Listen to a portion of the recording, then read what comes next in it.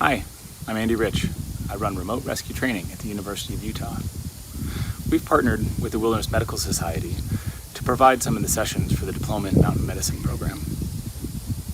Today, Steve Akalis will be the primary presenter for the 5 topics you see listed on your screen. I hope they're educational, informative, and interesting. And we look forward to seeing you at the live session at the summer conference.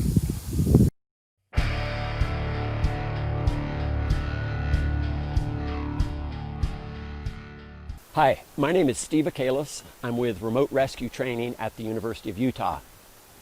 There's a big difference between providing medical care in a hospital or a clinic, providing medical care on streets like urban EMS, and providing medical care in wilderness environments. In this video, we're going to look at some of those differences and see how they might affect the patient care that we provide. How the differences between urban medical care and wilderness medical care affect you will depend where you are in that sort of chain of patient care. Maybe you're just out with a buddy or your spouse skiing or hiking or adventuring and you come across an injured person. Maybe you're formerly on a search and rescue team and you're specifically called in to help an injured person. Maybe you're the designated medic or doc on an expedition and you have that as your formal role. Maybe you're providing medical direction to a search and rescue team, to other responders who are in the field, and you're still working in the urban environment and you're interfacing with those groups. In each of these different roles you might find yourself, the differences between urban and wilderness medical care will affect you differently. Wilderness medicine, medical care, is loosely defined as being more than 1 hour from definitive care. There are certainly many urban places in the United States and throughout the world that would then be classified as wilderness, at least for terms of the medical care you would provide. And certainly you can be in an urban environment following a natural disaster, a tornado, a flood, an earthquake, and end up basically practicing medicine within a wilderness context. So don't think that you just need to be on Mount Everest or deep in the wilderness to have these sort of differences between urban and wilderness medical care come up. And throughout this short video, as I talk about wilderness medicine, keep in mind that I'm not only talking about remote environments. When we think about differences between urban medical care and wilderness medical care, we often think of the 4 main differentiators. These are time, resources, communication, and the environment itself. I've already talked some about time as in the time for the patient to get to definitive care, but there's more to the time element, the time differences, than just the time to definitive care. One is the time that it's going to take to access the patient.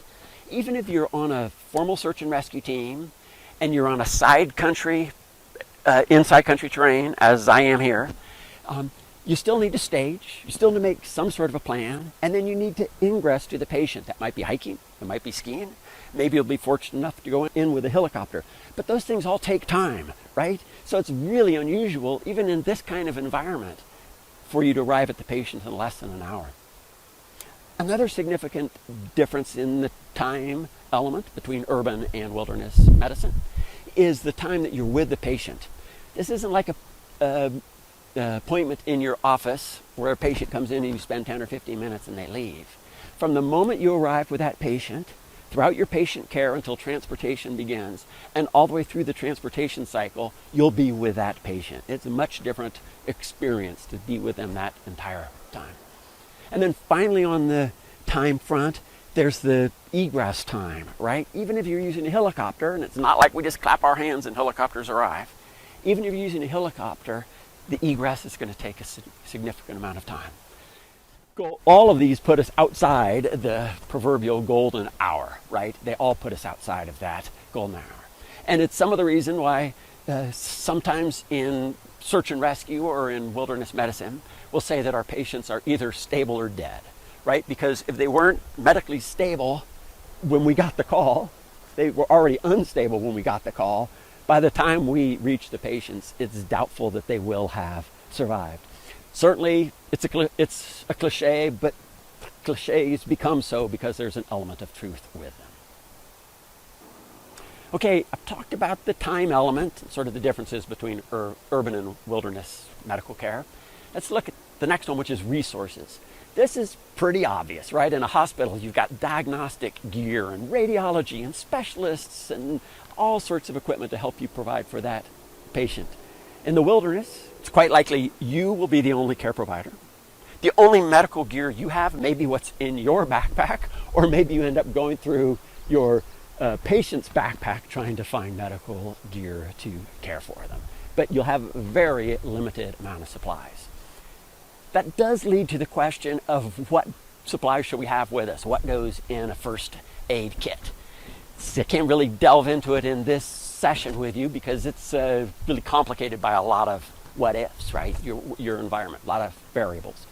But in general, we like to look at the people you might be caring for, what environment they might be in, what activities they might be doing, and what medical care they may need, right? So kind of what is that care that you may need to provide. Then we like to think, make a list of what gear would we like to have to provide for those ailments, maybe prioritizing that, how much we would like to have it. And then when we have this wish list, which is completely impractical to take into the field, we then look at that list and say, what in here might I be able to improvise, like splints or dressing, right? What things are really difficult to improvise, like meds. Actually, medical gloves are pretty darn hard to improvise. And sort of pare down our list based on that decision of whether we can improvise or whether we can't. And then we may ask ourselves, and what can we carry, right? What's practical to bring in, even if it's something we can't improvise and would like to have. That wraps it up for the resources side of things. It's pretty obvious, but it's important to keep in mind because it's a big differentiator between wilderness medical care and urban medical care. So we've got time and resources. A third common differentiator between urban and wilderness medical care is communication, or lack thereof, lack of your ability to communicate. Maybe you'll be fortunate enough to have self-service in the environment that you work. If not, maybe you'll be able to have a radio to radio. Maybe it's a sat phone, maybe you'll have some comms with the outside world, but it's likely you'll have none. And it may be that you actually have to prepare a note that says where you are, what your patient's condition is, what your treatment plan is, what your evacuation plan is, and make a resource request and send that out with someone into the front country. And if you do that, you really don't know, right? Communication, you need to get a response back. In that case, you may not know that your message goes through, so you may need to make decisions without hearing back from the urban environment, other folks who are going to come and help you. Poor communication also makes decisions challenging, because especially should we stay in place and take care of this patient, or should we begin evacuation? And when should we begin evacuation? Those decisions are really hard to make if you don't know if you have other resources that are going to come in to help you, especially with your transportation out of there. So communication almost always plays a complicating role, sometimes a minor complication, sometimes significant, in wilderness medical care. Okay, talked about time, talked about resources, talked about comms, or the lack of communication. Let's talk about the fourth differentiator, which is the environment itself. Unfortunately, folks just don't seem to get hurt on bluebird days out in a nice meadow where there's a road nearby that we can carry them to. It's usually too hot or too cold, or it's steep, or it's windy. And these things affect our ability to get to the patient, right? Because we have to travel in these conditions of too hot or too cold, or it's snowy and we can't come in with a helicopter. They affect our patient care. Maybe your patient is going to be on a rocky ledge mid-face on a climb, and they affect our egress, transporting the patient out. Or maybe we just have to tramp through bushes or over rocky terrain. The environment is a dramatically complicating factor for us. Providing medical care in a wilderness environment can certainly be challenging, right? It's important to consider the effects of time, both the time it takes to get to the patient, the time you spend with the patient, and the time it's going to take to transport the patient to definitive medical care. It's important to think about how your limited resources might affect your ability to care for that patient. Okay? It's important to think about comms or lack thereof and how that might affect your ability to care for the patient and your decision making while you're in the field. To think about the environment you might be in and how that physical environment might affect the patient care. These challenges are all things that can be overcome, right? These can all be overcome. But it's important to be prepared, maybe physically as having the right gear with you, but certainly mentally to be thinking about how these things will differ from the medical care you're used to providing and how you'll provide medical care within that environment.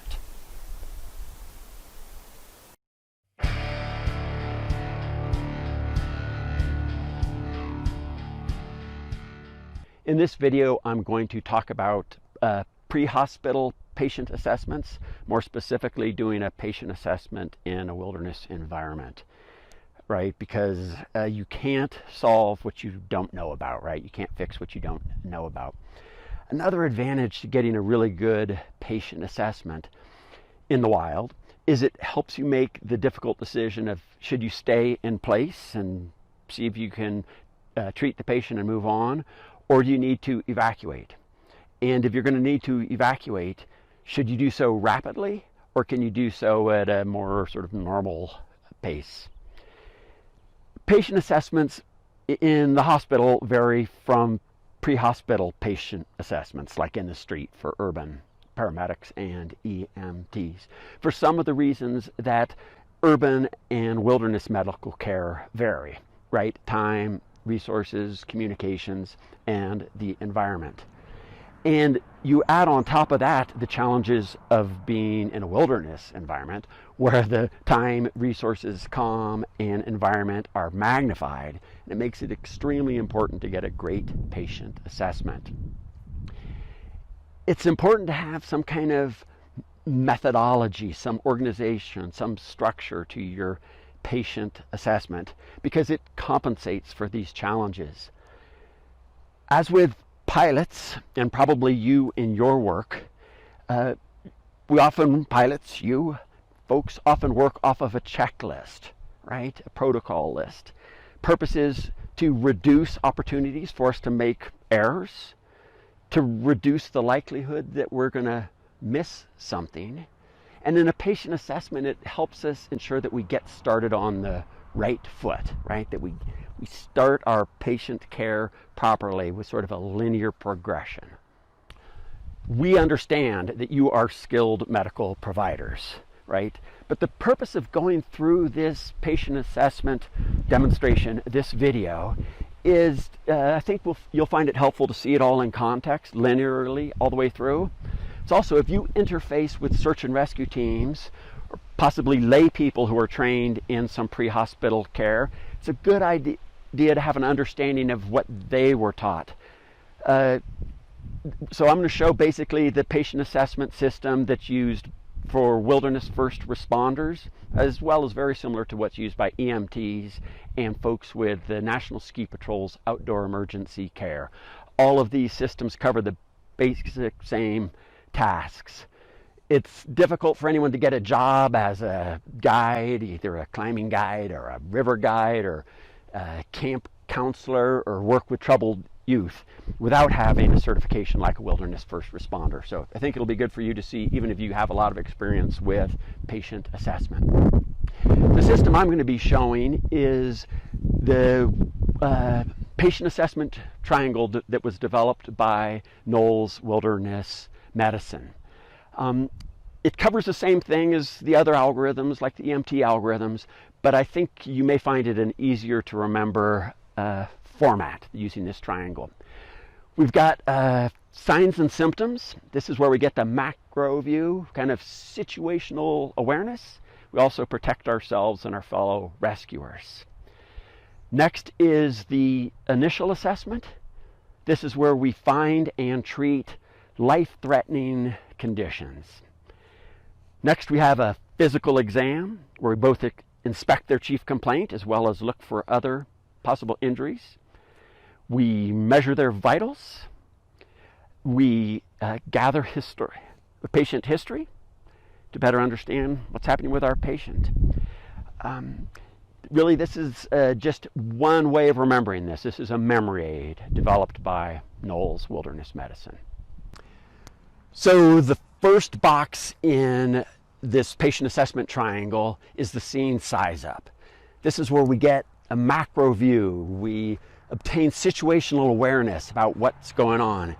It's important to do the scene size up before you make patient contact. Now, once we've engaged with the patient, we're holding their fractured arm, we're making eye contact, it's really hard to expand our horizons and get sort of that big situational awareness, which is what we want to do. So we often think of this as kind of a stop sign, with putting our hand out and stopping. And it's kind of convenient because there are enumerated items that we want to check. The order doesn't necessarily matter, but this memory aid, this rhyme I'm going to demonstrate, is a good way to remember these 6 things that we want to do. So the rhyme goes like this: 1, I'm number 1. And that's a reminder of the importance of safety, scene safety. First, our safety. If we get hurt, we're not going to be able to care for other people. Similarly, if bystanders get hurt, we're going to increase the number of patients. So first, it's safety. Issues like rockfall and avalanches. We're just looking for any threats that might jeopardize our bystander or the patient's safety. So that's 1, I'm number 1. 2, what happened to you? So this is a reminder to consider the mechanism of injury, possibly the nature of illness, right? So even from a distance, maybe we see a climber who's fallen, and you see a climber at the bottom of a climbing pitch with a rope all around and 5 cams pulled out. It's like, woo! Like, I already see there is probably a big mechanism of injury, versus maybe you see someone who's dropped a rock on their foot or burned their hand or something, a mechanism of injury that caused a much more isolated injury. And as you know, the advantage of understanding the mechanism of injury is it both rules things in, like possible injuries, like our fallen climber. It's like possibility for traumatic injuries anywhere on their body, reasonable to high likelihood of a spinal injury, versus a burn or something on their foot.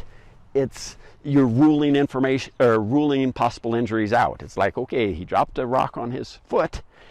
I don't need to be concerned about a spinal injury.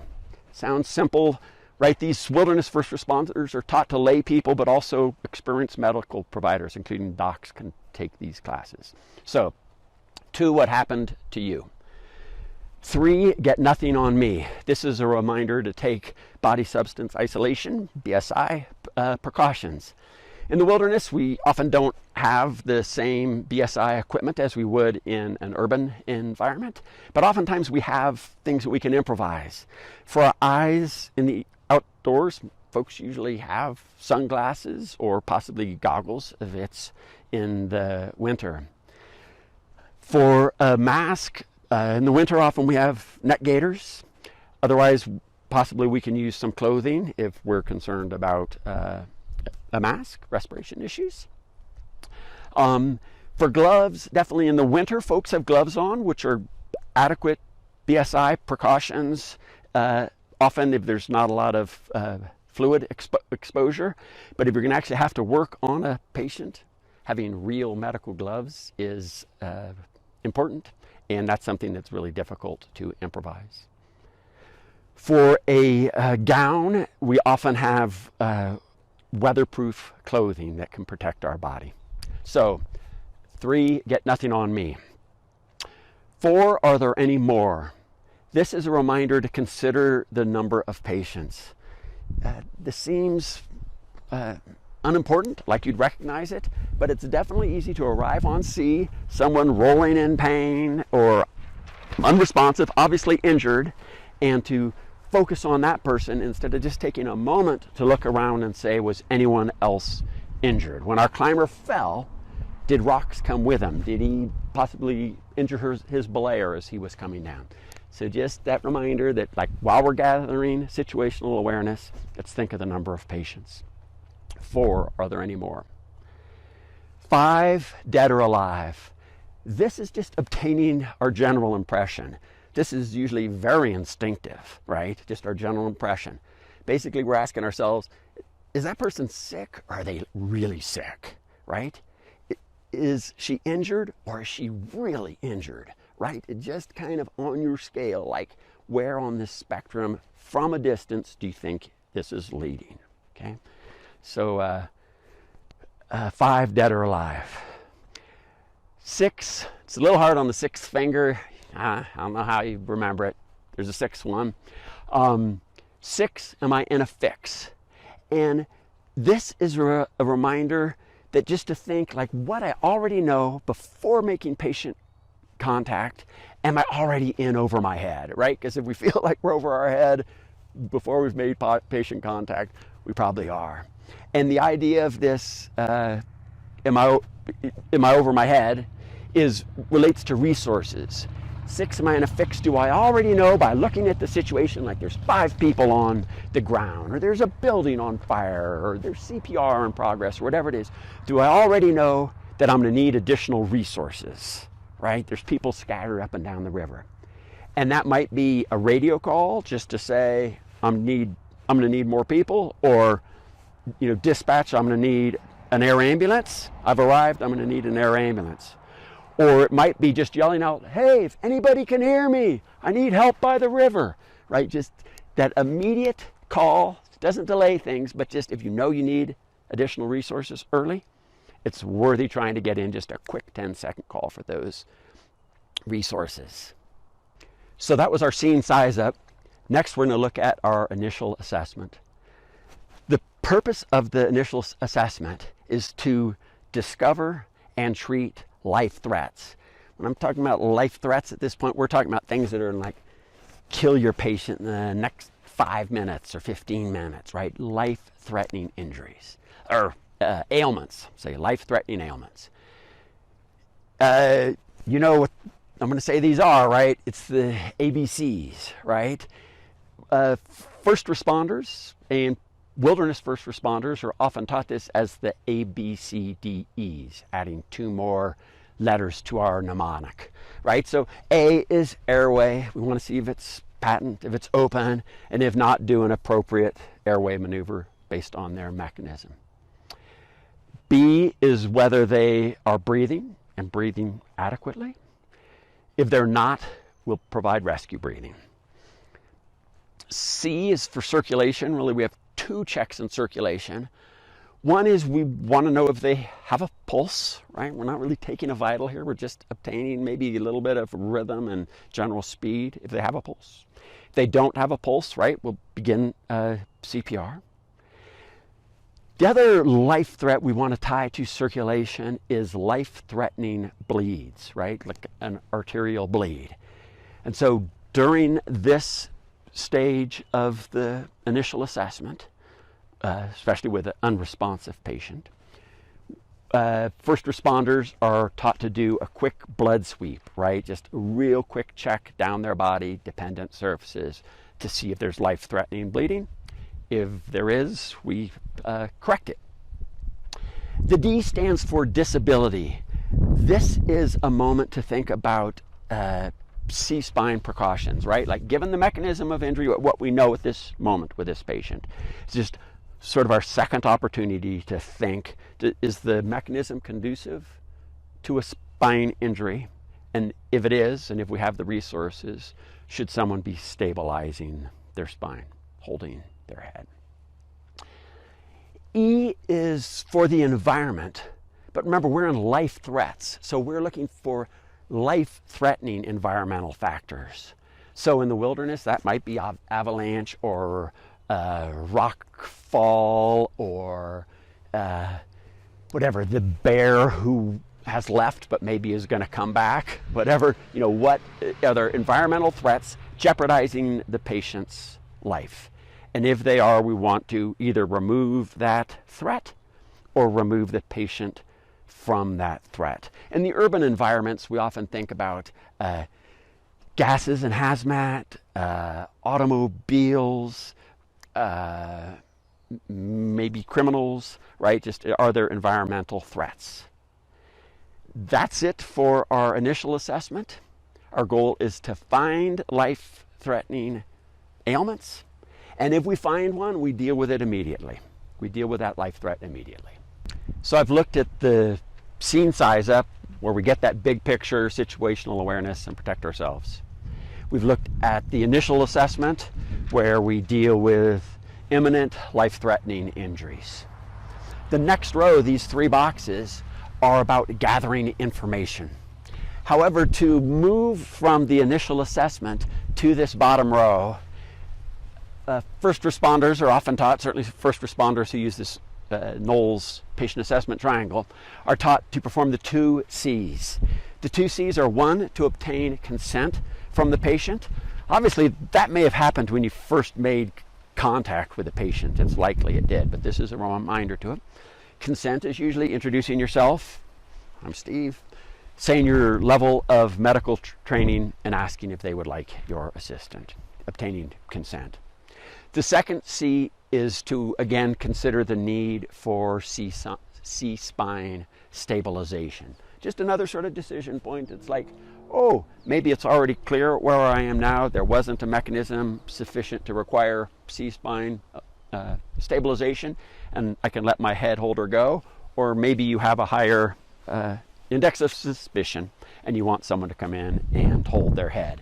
In this talk, I'm not going to go through sort of the nexus selective spinal immobilization, which would normally play a part after completing these 3 information gathering boxes. So our next box is the patient exam. Our goal is both to inspect their chief complaint, assuming it's trauma. It's also to examine the patient to see if we find any unknown injuries, right? So inspect known injuries and find unknown injuries. This is done sort of methodically, both so you don't miss something, also because folks frequently get interrupted during the mayhem of this, and you want to be able to pick up where you started. So you want to inspect the head for signs of injury, right? Inspect the neck. Look at the shoulder girdle. We want to check for pain or tenderness in the thoracic area. We want to palpate the abdomen. Look for pain or tenderness on palpation. We want to check the integrity of the pelvis. We want to palpate the legs, getting both the front and back sides of the legs. Palpate the feet, right? And check CSM, circulation, sensation, and motion in both feet. We then come up and do the arms, checking both sides of them for pain or tenderness or discoloration, bruising, deformity, all of those kinds of things. The hands, and check CSMs in both hands. We then want to check the back. If we have a suspicion of a spinal injury, this is done through a patient roll. Otherwise, we can just have the patient sit up. We check the cervical spine from the head all the way down to the coccyx. We check their flanks, an area we often see lay people who are learning fail to check. And we check their buttocks. This whole process only takes a minute or 2. It often feels like a bit of overkill, like I don't need to check all of that stuff. But if there was a traumatic injury, and considering the amount of time that we're going to spend with our patient in the wild, it's a really good use of time. Certainly with lay providers who've gone through either maybe EMT, outdoor emergency care, or wilderness first responder courses, this is a good opportunity for them to just make sure they're not missing something. Where you as a medical provider, it's quite likely you would identify those earlier, but we've all missed injuries when we thought we knew what we had. As we continue to gather information, our next box is to collect vitals, measure vitals. So we want to get a level of responsiveness. Most first responders are taught to do this using the AVPU scale. Some use Glasgow, but I'd say most use the AVPU scale. For A, it's alert or awake, take your pick. And then we usually further identify that are they alert and oriented times, person, place, time, and event, right? A and O times 4. The V and P, if they're not alert/awake, then we want to see what they respond to. So do they respond to verbal stimuli? They get a V. Do they respond to painful stimuli? They get a P. Or do they respond to no stimuli? They get a U for unresponsive. Next is heart rate. People are also encouraged to get rhythm and quality, something you would, I'm sure, note intuitively. Respiratory rate, again with rhythm and quality. Skin color, temperature, and moisture. You know, in the wilderness, we try to avoid doing this with exposed skin because it can be affected by the environment, either a hot day or they're out skiing. The face probably is not a good representation of their skin perfusion and quality. So folks are usually encouraged to check underneath a collar or to look at mucous membrane. Pupils, are they pearl? Blood pressure, certainly if we have a cuff, would get a blood pressure. Wilderness first responders are usually trained in auscultating blood pressures. But if we don't have a blood pressure cuff, we're encouraged to obtain distal pulses. Like, do you have a radial pulse that you can palpate, or do you have distal pulses, arterial pulses on the feet? And then finally, it's temperature with a thermometer if you have one. Certainly, these are really tied to your resources, what equipment you have. You don't need any equipment to get mental status, skin color, temperature, and moisture, or check their pupils for a light. You can use the sky, the sun. You only need a watch to get the heart rate and respiratory rates.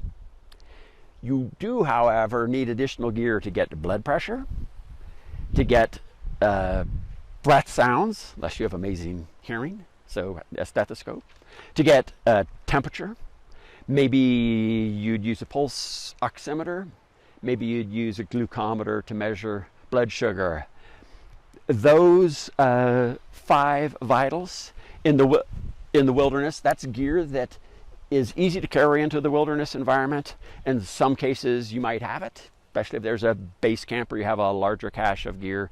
In many cases you won't have that additional gear. I know you all know a lot about vitals, certainly more than I, but I do want you to think in this context of the wilderness environment. What vitals do you want to obtain, and how are you going to get them in the context of a wilderness environment? Okay, so we're to our last box out of these 5 boxes, and that is to obtain a patient history. Our goal here is to gather information that we didn't get during our physical exam or while measuring vitals. Pre-hospital care workers, as in most urban care providers, I think, are taught to use sample and OPQRST, those 2 mnemonics. I realize you may be very familiar with these.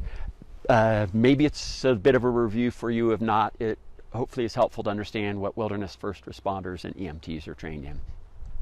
So for S, we think signs and symptoms. Signs we've already found during our physical exam and while obtaining vitals. For symptoms, we'll use our OPQRST mnemonic, so I'm going to kind of punt on that for the moment.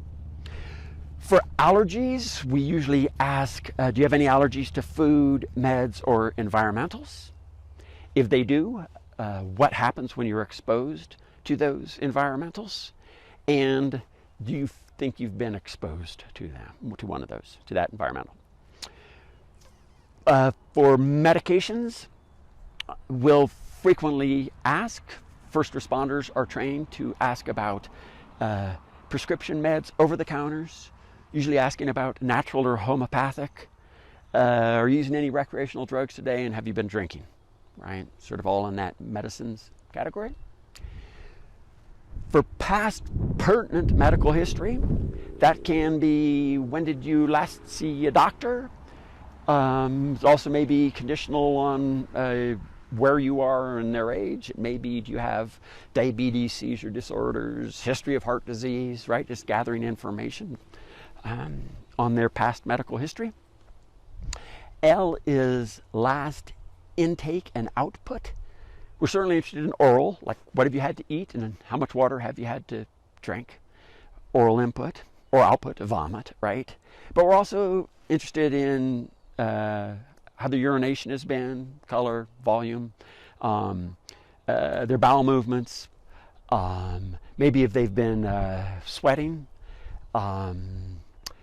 maybe menstruation if it's relevant. We're just trying to get a big picture of what's come in their body and what has left their body. And then for E, we're looking for certainly the cause, the mechanism of injury, but also we want to know what happened just before this event, right? So, sir, I understand you crashed your mountain bike. Looks like you tacoed that front wheel. It looks like you may have fractured your clavicle. But what was going on just before you crashed? Were you feeling okay and just lose control, or was anything else going on? And maybe it's like, ooh, I was feeling really lightheaded, or maybe there was something else going on with that patient. So E, first responders are encouraged to consider the event as well. Then OPQRST, again, this is all symptoms. Every answer to OPQRST is a symptom. We generally think of these as for medical patients because all of these tend to be relevant with a medical patient. Many of them are kind of ridiculous with a traumatic patient, but still some of them are quite helpful. So you sort of sort through which ones will be helpful. For the onset, we're really looking at how this started. For trauma, it's like when I crashed my mountain bike. But for a medical patient, it's like, I understand that your belly hurts, sir. But I'm curious about when it started, when the onset began, and then how it came on. Was it just bam, your belly hurts? Or was it, I got progressively worse over the last 3 days, right? The onset. How did this ailment begin? For P, we want to know if anything provokes or palliates it, makes it feel better or worse, and what those are. For quality, we want to hear in the patient's own words how it feels. First responders are generally trained to not present words like, is it sharp, dull, or burning? Because patients tend to respond to that as if it's a multiple choice test and pick one that you offered, where we'd rather hear like, yeah, just tell me, how does that feel? Have you felt that way before? Describe the feeling. R for years was taught as radiates. Now it's frequently taught as region or regions because we want to know where they hurt. So it's like, where does it hurt? Or can you point it? And you may get a like, it hurts right there, like a point tenderness response. Or, oh my, it just hurts all over here, right? The region. We usually follow that up with a question, do you hurt anywhere else? Because they're all focused on this. It's like, oh yeah, well, yeah, this spot on my back kind of hurts too, right? We'd expose it. Region. S is severity, 1 to 10, 10 being the worst pain you've ever felt. We'll often calibrate these by, after they've given us a number, say, and what was your 10, right? Just all of our severity scales are different. Sometimes knowing their 10 scale will help us calibrate it and understand where they are on that. And then for our T at the end, time, it's easy to get that confused with the onset. The onset, we're looking at how it started. time we're really looking at how has it changed over time. Has the ailment been slowly increasing, rapidly increasing, maybe holding steady, maybe ebbing and flowing, which might be something like this, or it might be spiky, these bursts of pain. We're just trying to understand how it changed over time.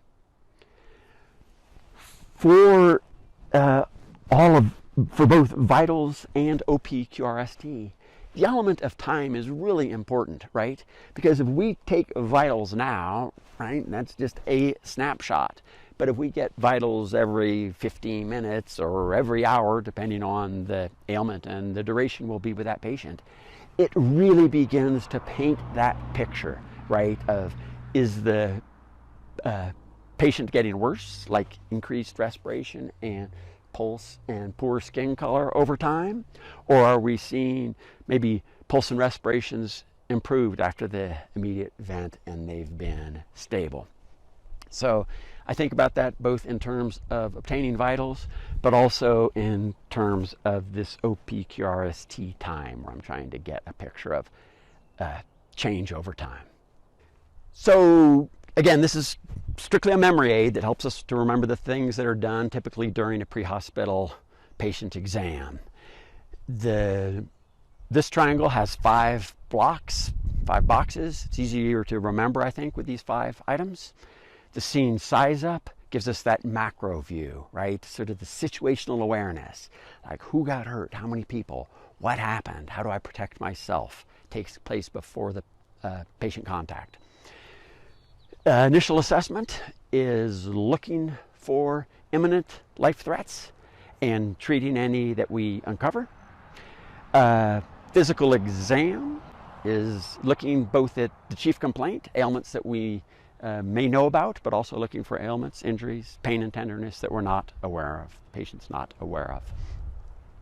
On a traumatic injury, we tend to start at the top, right? We get a scene size up, we do our initial assessment, but we traverse this bottom row from left to right because, sort of obviously, we tend to find more information during the physical exam on a traumatic patient than we do in the patient history.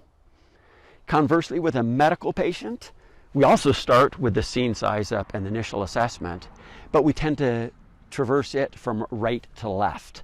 So gathering patient history, then vitals, and then doing a physical exam, because generally speaking, we tend to find more information in the history and vital signs than we do in our physical exam.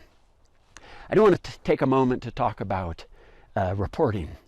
So wilderness first responders are taught to do a full patient assessment triangle on all patients, right? These are lay folks or whatever, EMTs, but they're taught to do a full patient assessment.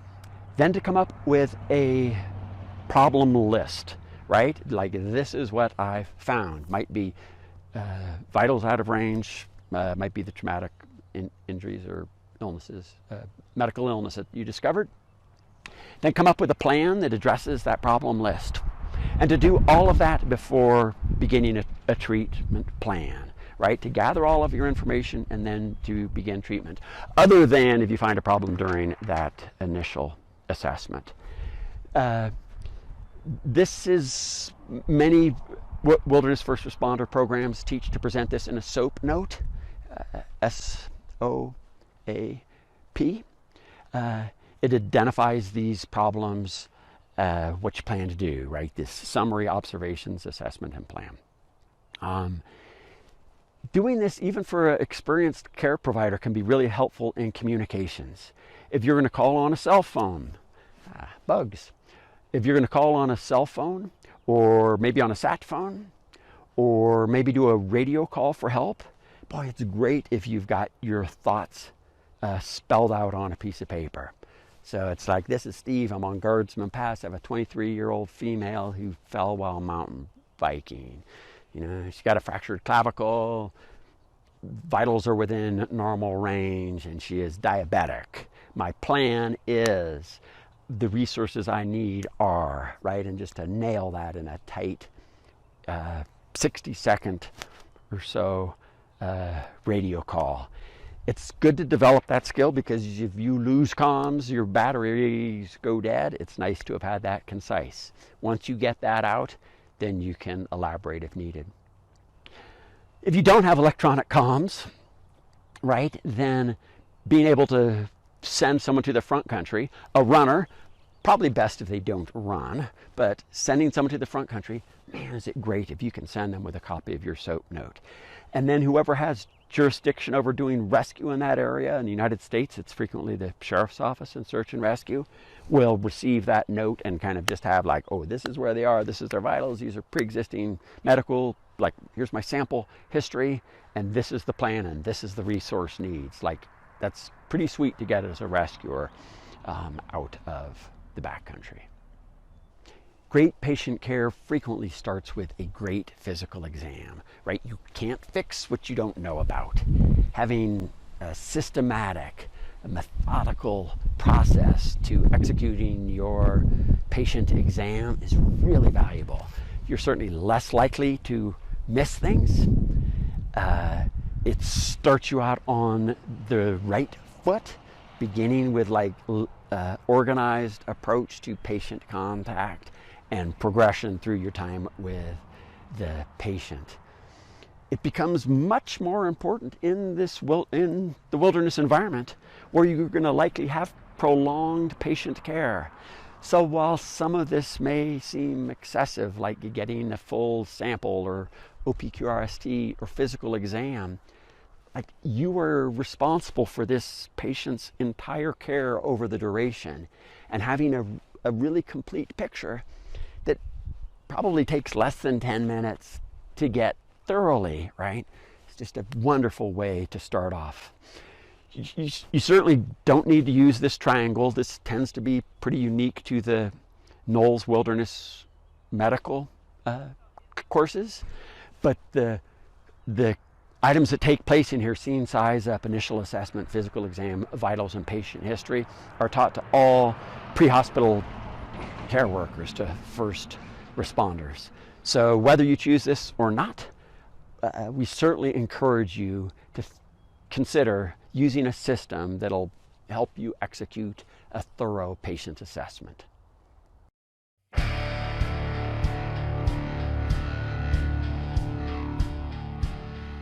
In this video, I'm going to talk about splinting orthopedic injuries in remote environments in the wilderness. We've talked about the differences between urban and wilderness medicine, key differences as being time, available resources, communications, and the environment itself. And three of those play a big role in splinting in the wilderness environment. Obviously, lack of resources is a big part of our challenge. We're going to only have the gear that's in our backpacks or the patient's backpacks or our fellow rescuers' gear, and maybe what we can scrounge up from the environment itself. But limited resources creates a big challenge. Certainly, the environment itself creates a challenge. The patient is probably going to have to hobble out after being splinted or be carried out. But in either case, their injury is going to get a lot of jostling. It's important that our splint is effective in what it does.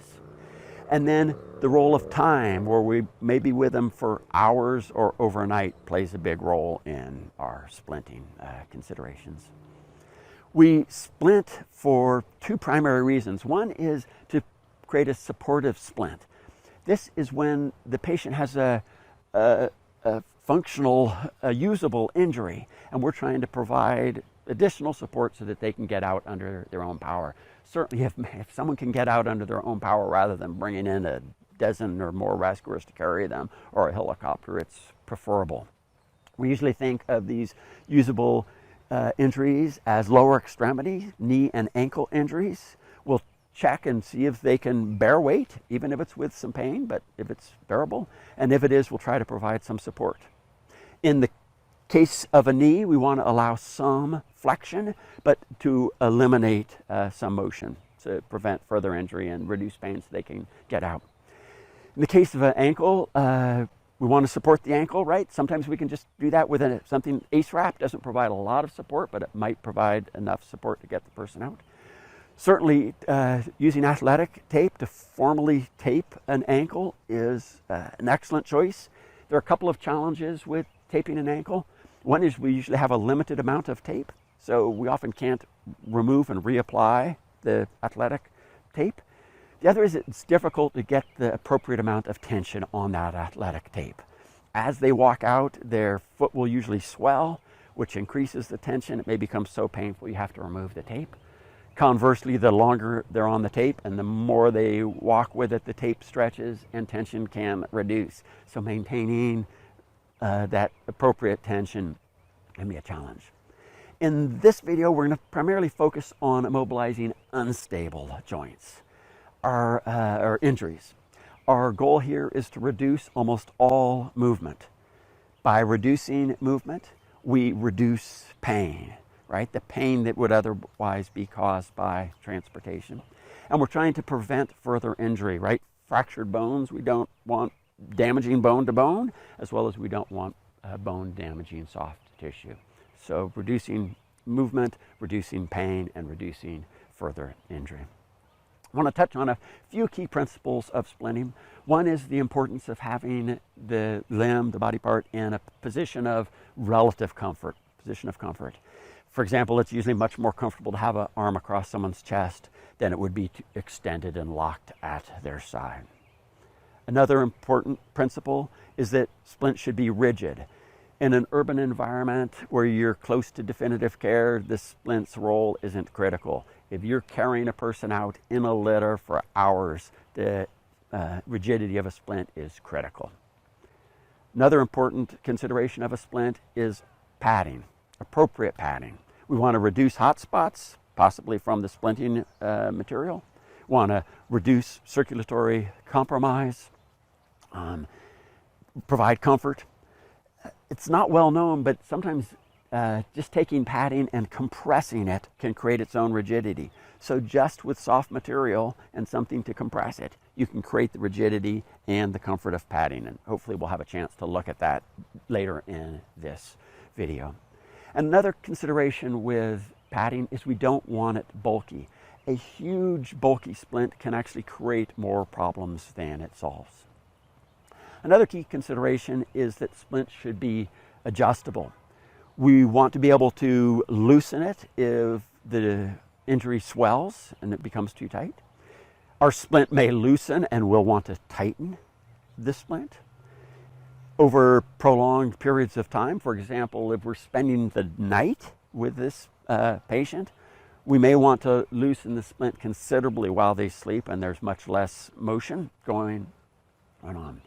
If there's an underlying soft tissue injury, for example, an open fracture, we may want to remove the splint so we can check for signs of infection or change dressings on that. So importance of adjustability shouldn't be overlooked. CSM access is important. Circulation, sensation, and motor function access is important. A key principle of splinting is that we want to check CSM before we apply our splint and after we apply it. For example, you may have a patient who had a dislocated shoulder. You've successfully reduced it. It's likely you will have some sensory deficit following that reduction, but you do want to recheck it again after you've splinted it to make sure that your splinting it didn't cause additional deficit. So we always check CSM before and after, and then we want access so we can check it periodically throughout transport and our time with that patient. And our final principle is what we immobilize. In a joint injury, we want to stabilize long bone and long bone on either side. On a long bone injury, we want to stabilize joint and joint on either side.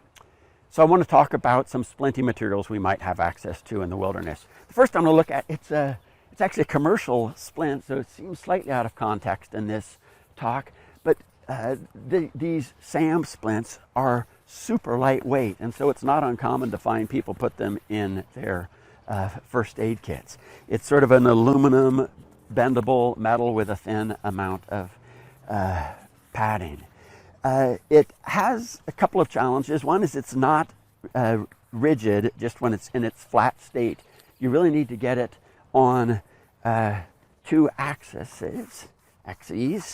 So even here it's not stiff, but if I create just a little bit of a V or a U shape to it, like that, it becomes very rigid. Well, got a little buckle there, but it becomes quite rigid. So it does require a little self-engineering to create the rigidity.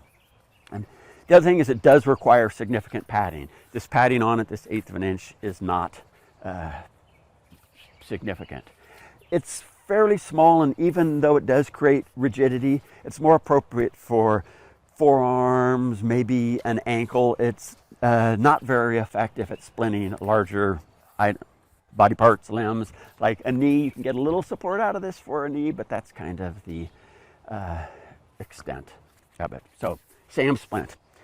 Another seems kind of odd, but it's something like a magazine or a fairly good stack of newspaper. It's, as with a SAM, it doesn't have much support when it's just on one plane. But if you get it on multiple planes, it becomes much stiffer. So rolled in a tube, this is friggin' pretty darn stiff. So like, for example, an arm rolled up. And really anything that gets on those multiple planes gains rigidity. So something like an Ensolite pad. Sometimes you can find something like this in a backpack where you can actually extract a piece of padding. Not much padding or not much rigidity, but if you create it in a U shape, it becomes much stiffer. You can actually take plastic like from a Clorox type bottle, cut that out. Those roll up, pack really tight in your backpack, super lightweight, and can create great rigidity for things like forearms. Another good splinting material you may or may not have in the wilderness, rescue teams sometimes carry this, is cardboard. These are actually, this is a commercial, but it folds up, and this is for forearm splint. And obviously you could just use any piece of cardboard or something stiff like that. But it's good to see this stuff because you may encounter it on a rescue team. This is actually a commercial piece of cardboard by Cascade. And you fold it in, latch these tabs on the end, tuck it in like that, and it's for a leg. And I realize this is commercial, but it will give you some ideas of like, ooh, anything that folds up. And the wilderness context can really vary in what you have. So good to be familiar with those. Another is inflatable air mattresses, right? They're pretty nifty in that you can put them on and then inflate them, and they create both their own compression and padding at the same time, something you'll frequently find in the wilderness context.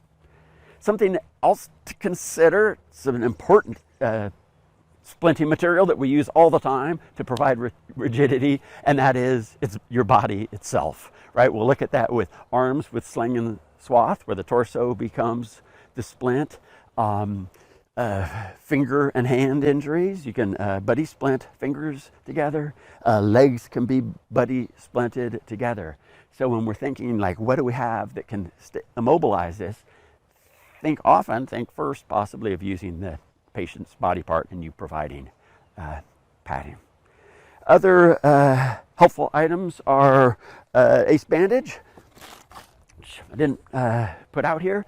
If you don't have an ace bandage, you can take a t-shirt and scissors and do a spiral cut. And that's really helpful if it's stretchy material. And you just spiral cut clothing, t-shirts or long johns to create your own compression material. Something people often don't think about, but is safety pins. There's large safety pins. They are very lightweight, right? Weigh next to nothing, but they're super helpful in securing clothing and splinting material. Hopefully we'll have a chance to look at some of the ways safety pins can be used. Certainly lightweight P cord like this is like 1 mil, is super helpful in providing compression and securing splinting material, and certainly any other kind of tie material that you have, webbing or cord. Clothing, any kind of clothing, puffy jackets, sleeping bags, shirt, clothes, socks, all of this stuff is super helpful. It is important when you put these on to think about any hard spots they have on them. So even something as simple as a zipper or a snap when you're using this padding, you just want to be aware of what that is that's touching their body. Let's take a look at a few splints. So here we have a sling on. This is appropriate for a lot of injuries, including most upper extremity injuries. Certainly this is very appropriate for a clavicle, right? The most fractured bone in the body. Some of the key principles here is with a clavicle, we want to avoid having something over that injury. We want it to, this acts sort of as a hammock, right? Supporting the hand, yet it still gives me CSM access so I can check his cap refill, make sure nothing has changed. We don't want this floppy elbow here. To create that little pouch, we took the cravat, found the triangle and tied a little knot, and the knot's right behind there. This is the sling to keep that elbow from flapping the chicken wing. We want to secure that elbow. We'll often see these put high, the swath, but we want to capture that elbow. So a nice wide swath right low down on the elbow like this. Get it wide. And then I'll tie a knot back here. On all of these, I tie like a bow or a half hitch so that it remains adjustable. You take a deep breath. Feel like that's compromising your breathing at all? Ability to breathe? Okay, good. Get this wide, hands secure. Great option for a clavicle injury. Here is another option for routing the sling with a clavicle. In this case, I took the front side of the triangular bandage, ran it underneath his armpit to prevent pressure on his clavicle. When you tie these, it's good to start with a hand up high, close to his ear, because they'll settle back down. And when it's done, we really want this hand kind of in this pledge of allegiance on his heart rather than dropping down. Here's an example of slinging with almost no equipment. All we've used are 2 safety pins and the patient's shirt. You can see that it kept his hand high. We still have CSM access to it, provided great support for his arm. It doesn't, however, do a very good job of trapping that elbow. One way we can create a swath for this is just by putting a jacket around the patient.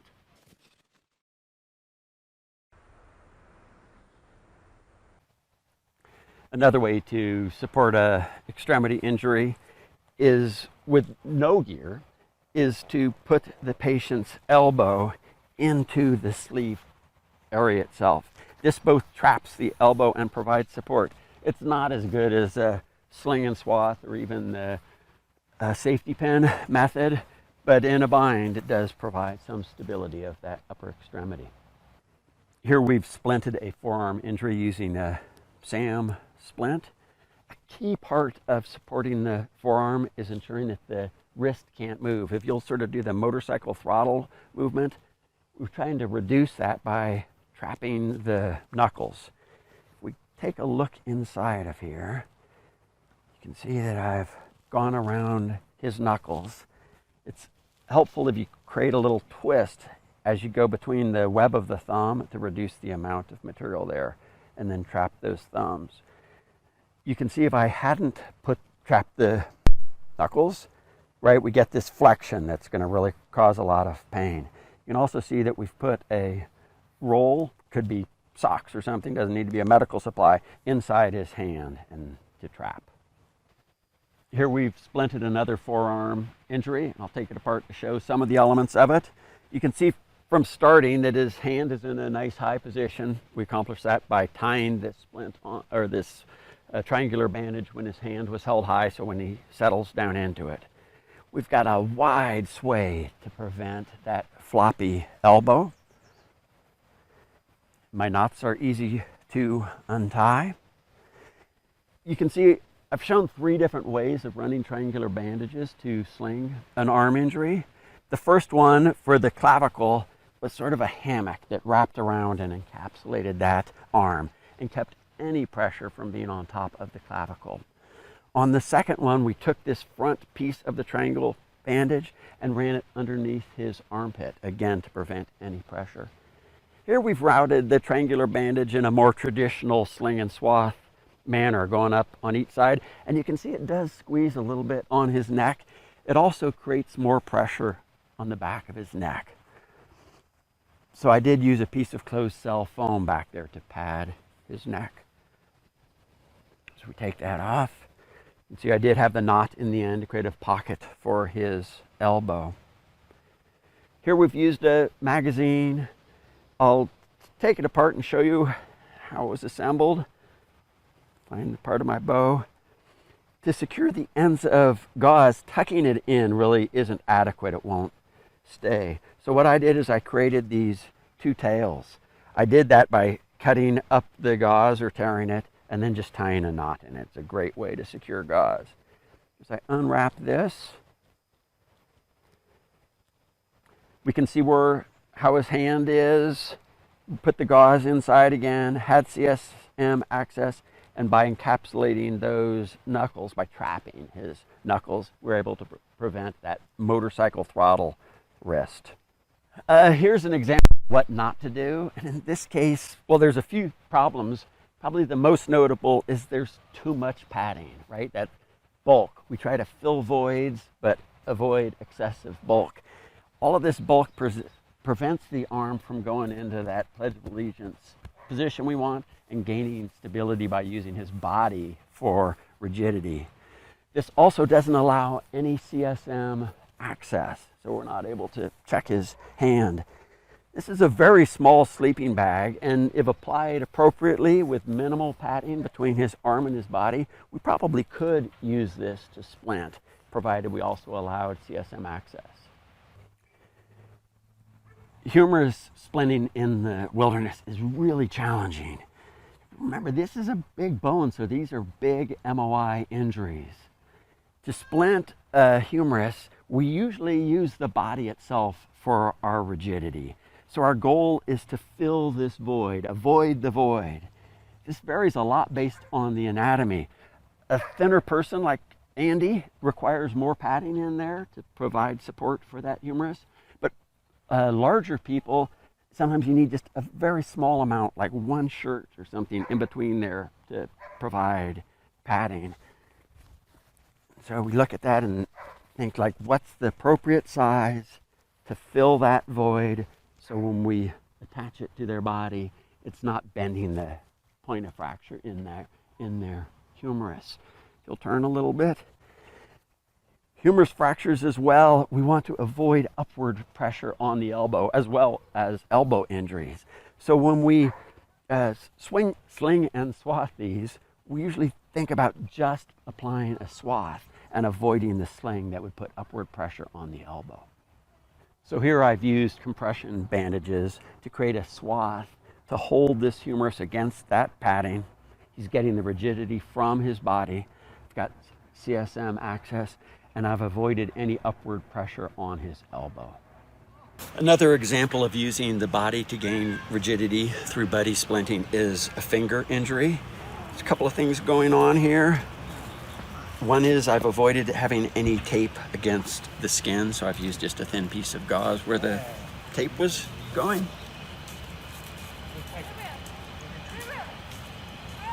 And very important is to put some gauze between the fingers so we don't have skin to skin going on there or damage the skin. So pelvic injuries, pelvic fractures are a real challenge in the wilderness environment, in part because it takes a significant MOI to fracture a pelvis, in part because it's a life threat, right? This is going to be a rapid evacuation. We've got a couple of options. If we don't have any commercial gear, a sheet binder, putting a sheet around the patient and tightening it is an option. It pushes their pelvics together. There are also some good commercial options. This is sort of a larger pelvic splint. It's a little impractical in the wilderness, but something you might want to be familiar with. SAM, the company that makes that small flexible splint, also makes this splint, this SAM pelvic splint. And this is really sweet. It has a spring-loaded catch in it, so it helps you apply the correct amount of pressure to know when you've pushed the pelvis together appropriately. Let's look at how this goes on. So using this SAM pelvic splint, we want to get the SAM on the greater trochanter, on the patient's hips. You can see it has these holes in a pin and a handhold, and so we want to pull in both directions, and there's a moment when there's a little pop, and that means there's appropriate tension on the splint, and then we lower it down like that and secure the Velcro.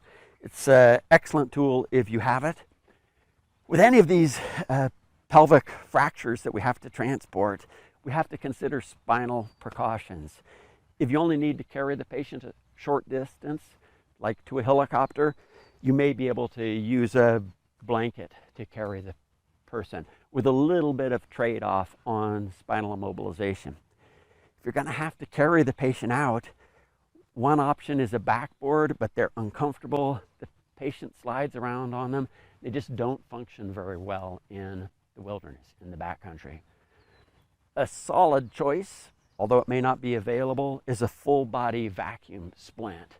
It spreads the patient's weight out across the pad, so it reduces pressure sores. It prevents the patient from sliding back and forth. It stabilizes the spine, and you can press it in and help control movement of the pelvic area. So femur fractures are challenging, it goes without saying, for a lot of the same reason pelvic fractures are, right? We've got a life threat. We also have the challenges of how are we going to perform some type of spinal immobilization. For femur fractures, we really have three splinting options. Two of them involve traction. We can use a commercial traction splint, might come in with a helicopter. There's a little traction splint, looks sort of like a avalanche probe or a ski pole. It's about this big, called a KTD, a Kendrick traction device, with a single pole that you can use to apply traction. We can use a ski pole or a hiking stick and improvise a traction splint, or we can buddy splint the legs together. So we gain stability, rigidity from the patient's other leg, but it doesn't involve traction. The challenge with traction splints in the wild is once you begin moving, once you begin transporting the patient, you tend to lose the appropriate amount of traction. It's a challenge attaching it through their groin and getting the traction splint in the appropriate place. If you do get appropriate traction, then once they begin jiggling in a litter or during a carry, you almost always lose that traction. It also takes a long time to build a traction splint. So in our experience, traction splints are worth considering if the patient's going to be in one place for a while. For example, if you're going to be waiting for a few hours before a helicopter arrives, then building a traction splint, if it reduces pain for your patient, like by all means do it. But if you're going to have to do any transport, if you're going to begin evacuation soon, or if you're not experienced in building a traction splint, we really recommend buddy splinting the legs together. Another consideration when you're building a traction splint is you need to create an ankle hitch, something that will secure on their foot, where you're able to pull from basically the sole of their foot. It's challenging to build that ankle hitch such that it's secure enough to provide traction, yet it doesn't force the foot down or compromise the circulation in the foot. So something to think about. So here we have his legs buddy splinted together. This buddy splinting, using the body to create rigidity, is a common way of splinting a femur fracture, but it's also appropriate for some lower leg injuries. You can see that we've made these cravats really wide to distribute the force in a big area on his leg. We don't want like really thin lines without adding additional padding to the outside of this splint. It's important to dress your splint a little bit. Just tuck in loose tails. It makes it easier to adjust, to see if it's coming untied, just kind of a clean appearance to it. In buddy splinting and all splinting, our goal is to avoid the void without creating unnecessary padding. So we've got a little additional padding up high in his thighs, a little less near his knees, but we want to make sure there's adequate padding between his knees so they're not creating a sore, and then a little more padding as we come down to his lower leg. We've also secured his feet. Obviously, wiggling feet creates tremendous pain for a femur fracture. We do have CSM access. We can ask if he feels it. He can wiggle his foot, and we can get access to arterial pulses. The decision about if you want to keep shoes on or shoes off is a bit of an environmental decision. Usually our general experience is that if the environment is conducive for it, it's better to have the shoes off. Maybe just put on socks and comfortably pad the feet. We used these big cravats because they were available, but we could have used P-cord, climbing cord, webbing, or other material to secure his legs together, provided we considered if there was a need for additional padding on the outside of his legs. So this splint is appropriate for either a knee injury or a lower leg injury. For a knee injury, it's stabilized long bone to long bone. For a long bone injury, it's stabilized joint to joint, one of those key principles we talked about early on. When we stabilize a lower extremity, it's important to reduce foot motion.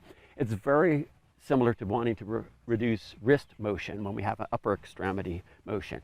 You can see how much movement it would cause in the leg if his foot was to move. With the foot, we have the same issues as I showed during the buddy splinting. Shoe on or shoe off, it's based on environmental conditions and how long the patient is going to be in this. In this case, we've used webbing, something you are more likely to have, probably a sleeping pad and webbing in the backcountry. Each one of these knots, they're actually hitches, is independent of the others. So we can loosen or tighten this at any point along the system for adjustability. You can also see that the padding is protecting the patient from the webbing itself. For padding, we also put some padding behind his knee. We don't want his leg to be fully extended. It's just not comfortable.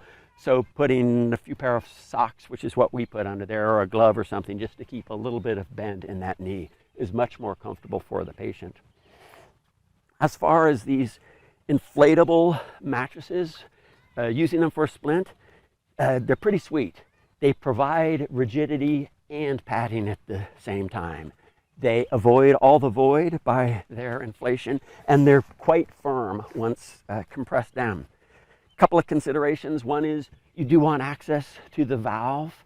If you go down in elevation, these tend to get softer, and you'll either need to retie your compression straps or add additional air. Another consideration, if you're going up in elevation, for example, flying a patient in a helicopter, these will become more rigid, stiffer. And so just something to be aware of as you go into the field. Here we have an example of stabilizing an ankle injury. We've stabilized his foot and his lower leg, long bones on either side of that joint where the injury is. This one we've done using a different technique to gain rigidity. We didn't use the same splint or any external material. We didn't use the patient's body to gain rigidity. Instead, we did it just by compressing padding, by compressing soft material. Inside here, there is a fleece wrapped around his foot that's secured with a wrap, an ace bandage. Then we have two puffies on top of that, and then we have a lightweight sleeping bag on top of it. The trick to gaining rigidity through soft material, through padding, is to really crush it down and to avoid any bubbles, any blisters where it's popping out. We do so on the heel, but everywhere else we've tried to really compress it down firmly. And Andy, if you'll wiggle your foot a little bit, I mean, it gains a lot of rigidity just through the compression of that soft material. We have maintained access to his toes so we can check CSMs. In this case, we did take off his shoe because we really don't want to provide that much compressive force on top of the shoe, which would push into his body. Creating splints in the wild can be challenging. We've got the issues of limited resources, challenging terrain environment that we'll have to travel over, extended time with the patient, where we may have to adjust the splint. We're going to have to improvise the materials that we use for this. Talked about some of those key concepts at the beginning, but we want to gain rigidity. This is really important where we're going to travel. We want it to be rigid. If his foot is flopping around, if his wrist or his arm is, it's time to take apart our splint and rebuild it. It has to be rigid. We also want an appropriate amount of padding. We want padding to protect the patient from the splint itself. We want to make sure that there's not excessive padding that prevents us from putting the injured body part into an appropriate position. We want splints to be adjustable. We want them adjustable because the patient may have swelling. We want them to be adjustable because our splint may become loose and we need to tighten it up. We want it adjustable so we're able to take it off or loosen it significantly, maybe at nighttime so they can sleep better. We may want to be able to take it off so that we can check an open wound for signs of infection, or to change a dressing that's on an open wound underneath there. And throughout all of these, we want to maintain access to CSMs, make sure that our splint isn't interfering with the patient's circulation, sensation, or motor function, or that to be aware if the injury is causing additional problems with CSMs. We want to make sure that we check those CSMs both before and after we splint the patient.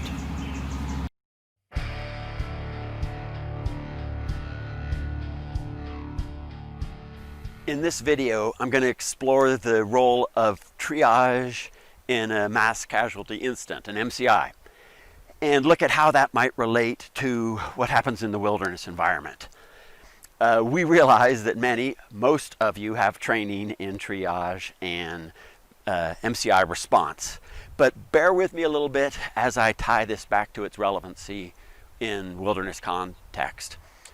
FEMA defines an MCI as any event that produces a volume of ill or injured patients that cannot be handled by the available responders. If you have more people than you can treat during an MCI, right, that process of prioritizing your patient is triage, right? In an earlier video, I talked about some of the differences between wilderness medicine and urban medicine. As you may remember, those are time, resources, communication, and the environment itself. And that idea of limited resources ties directly back to the definition of an MCI, right? Because if maybe you just have two seriously injured patients and one care provider, that might exceed your ability to provide medical care, right? The number of patients exceeds your ability to care for them. With a really seriously injured patient, even one patient and one care provider may exceed your ability to care for them. Sure, we usually think of MCIs as urban events, right? A transportation accident involving trains or aviation or a pile-up on a freeway. Explosions and terrorist type events. Really a building collapse, just things taking place where there's a high density of people. But in the wilderness, where there is such a limited number of care providers, a mass casualty incident, by its formal definition, really is possible. I'd like you to think for a moment about a case where you might have a mass casualty incident in the wilderness, a time when you might have more patients than can be provided for by the available care provider, right? You might have a group of mountaineers who are roped together, and one of them falls and takes out the entire group. Party of 3 to 6 become injured. Maybe it's an avalanche. And I don't mean necessarily buried, but an avalanche that creates traumatic injuries for 2 or more people in the backcountry and there's one care provider. Possibly that care provider is injured as well.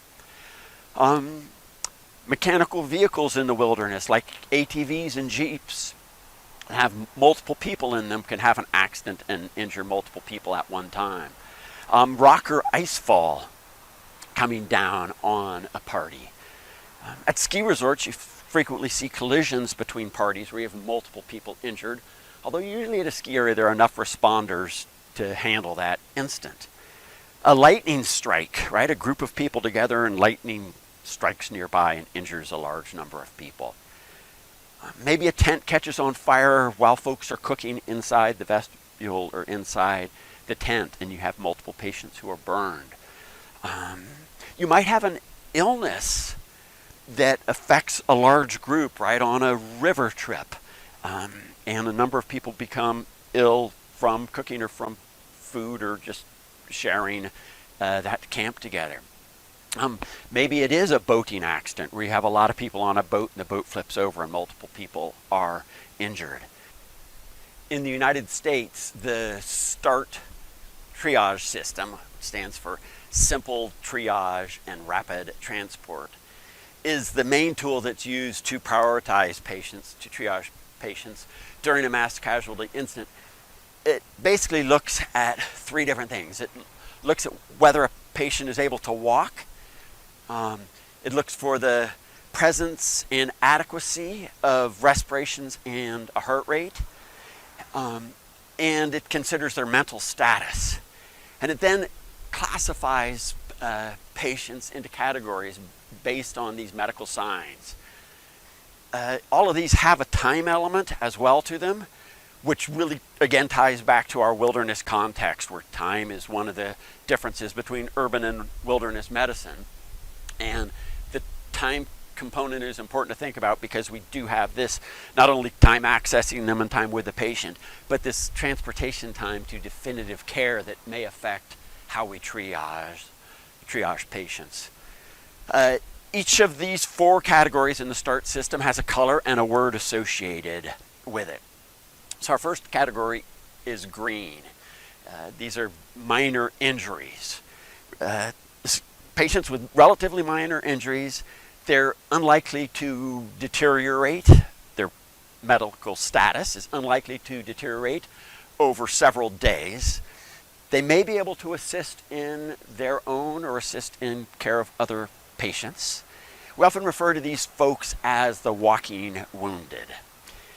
Next is yellow patients. This category is called delayed, per its name. Care can be postponed a little bit, delayed for these folks. People in the yellow category still may have life-threatening injuries, but their status isn't expected to deteriorate significantly over several hours, right? Their care can be delayed. Our third category is red or immediate. These are folks who can be helped with immediate intervention, right? Immediate intervention. Most of these people who you put in a red category need care within minutes. The formal classification says that they would need care within an hour, okay? And then our fourth category is black. This category is called expectant. And these patients are not expected to survive despite interventions. And this might be the result, like you might put people in the black expectant category due to their injuries. Their injuries are just so serious, there's not a likelihood of them surviving. But it also may be, you may categorize someone into this black category simply because your level of care is so limited. So someone who gets categorized as expectant in the wilderness might actually be red inside of a hospital environment. So I'm going to run through this triage algorithm, sort of looking at the 6 decision points, and then maybe look at how that might play out in the field. The first decision point is whether or not the patient can walk. that's probably can be determined just by saying, hey, anybody who can walk, go over to that tree, assemble over by that tree, and bam, you've separated out one of your 4 categories.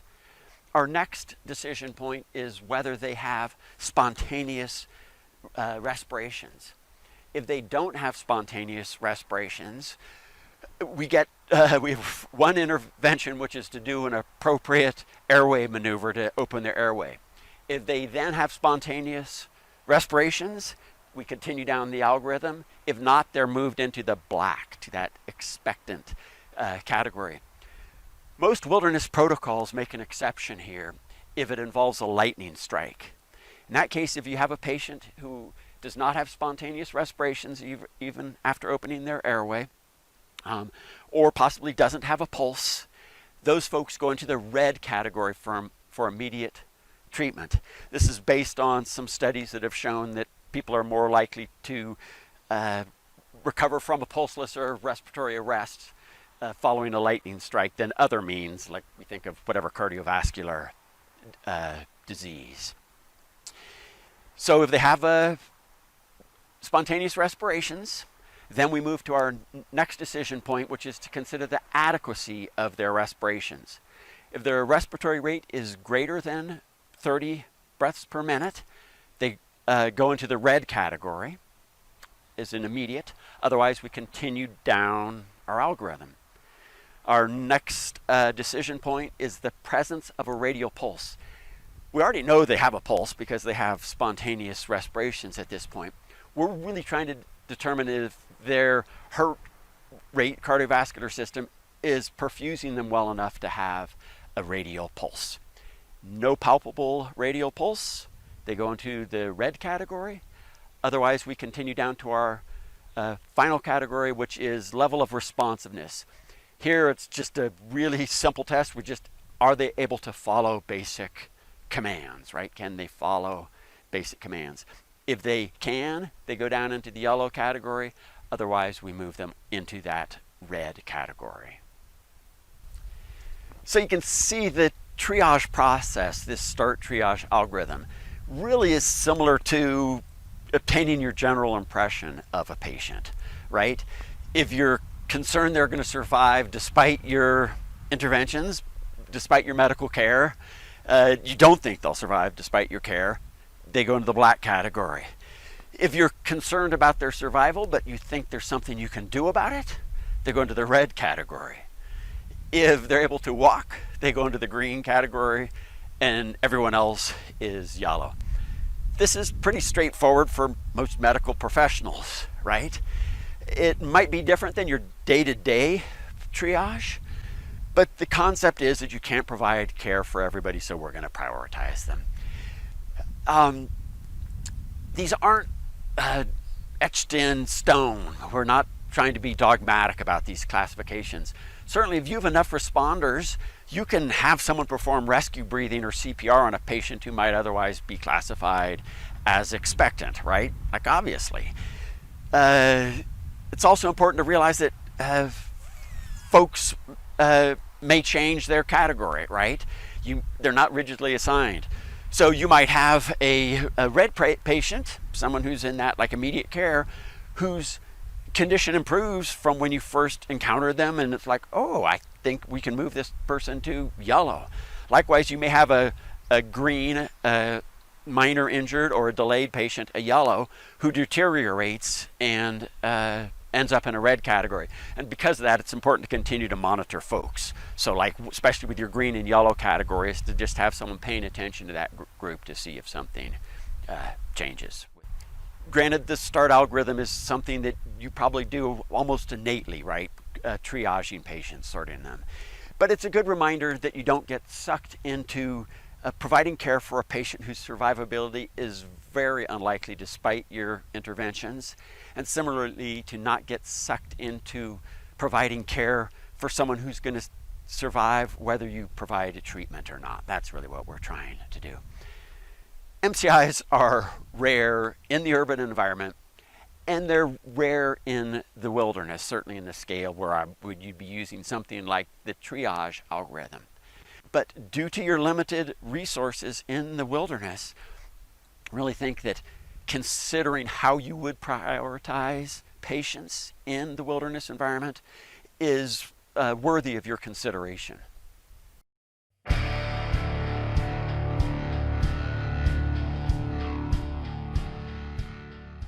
When people think about the incident command system, I suspect that they think about natural disasters or terrorist attacks.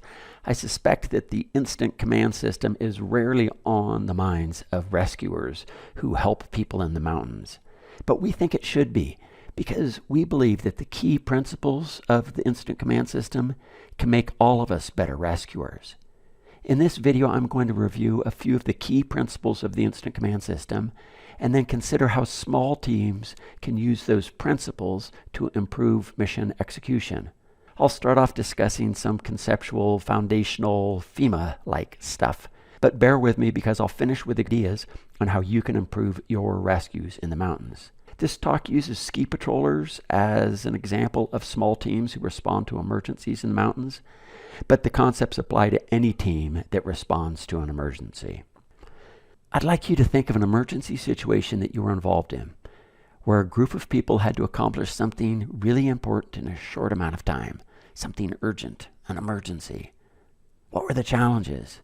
What goes wrong when responding to an emergency? I'm pretty sure that many of you thought of communication or leadership problems, because those are the common themes. It's pretty much a given that people who have worked in emergency situations will recall communication and leadership problems. We find that both communication and leadership problems are often caused by too little or too much.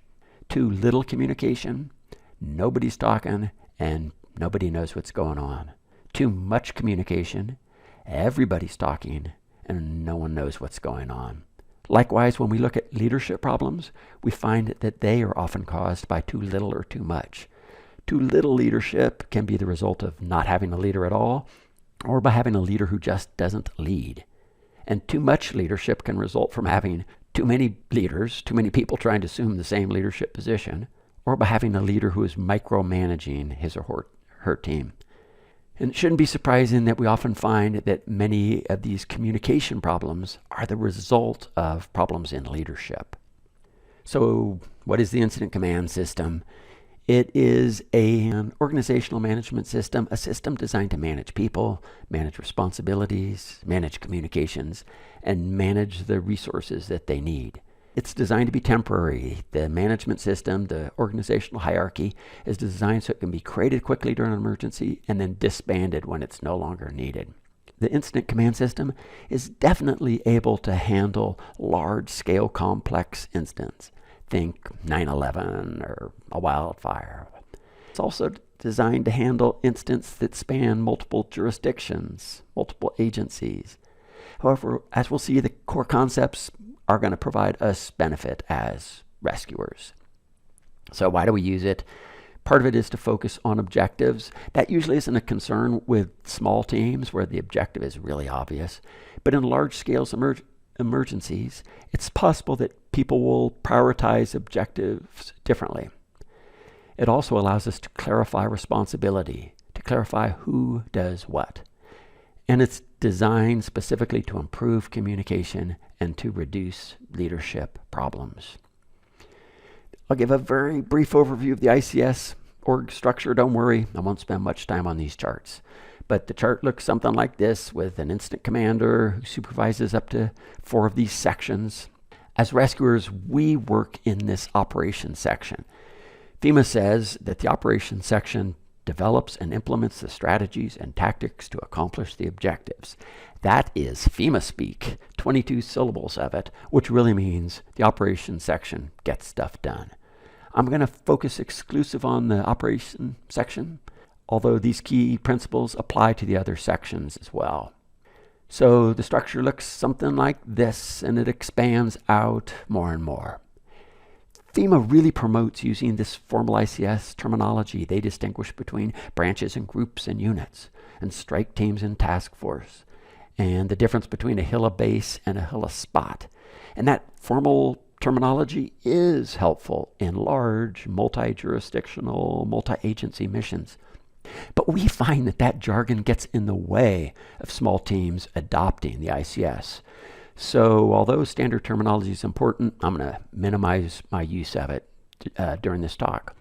I'm going to focus on these three concepts: chain of command, span of control, and the scope of practice, and see how it can improve our communication and leadership and reduce chaos when we're doing our rescues with our small teams. Chain of command has three concepts. First, everyone receives instructions from only one person, only one supervisor. I expect, matter of fact, I'm almost certain, that all of you have been in a work environment where multiple people were telling you what to do. Or maybe you've been in a situation where your boss tells you one thing and your boss's boss tells you to do something else. It's just a recipe for disaster. And that really sucks when you're already working on a disaster. The bottom line is that everybody should have one and only one supervisor that they report to. Next, you should perform your assignment. You do your job. What do we call it when someone does something other than their job? Yeah, it's called freelancing. If we're all out there doing what we think needs to be done, we're freelancing. And that's the antithesis of the incident command system. It's everybody is on their own rather than let's get this done as a team. Let's focus on this objective as a team. Freelancing will almost certainly create gaps where things don't get done and overlaps where too many people are doing the same task. The third concept in the chain of command is to report back to your supervisor, back to the person who gave you your assignment. That's it. That's the chain of command. You receive instructions from one person, you do your job, and you report back. That is the proverbial chain of command.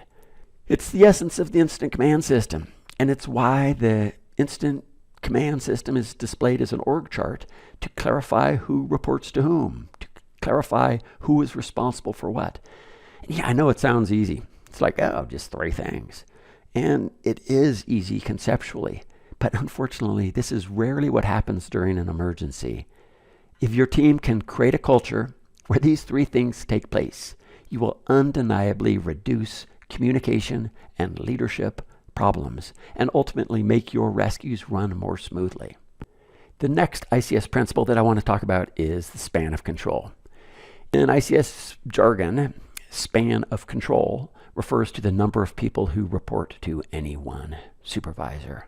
But when we talk about limiting the number of people, we really should be considering limiting the amount of information that any one person needs to keep track of and the amount of communication that are required between people. It's clear from a distance, but not always in the heat of the moment, that many communication and leadership problems are caused by too many people reporting to one person.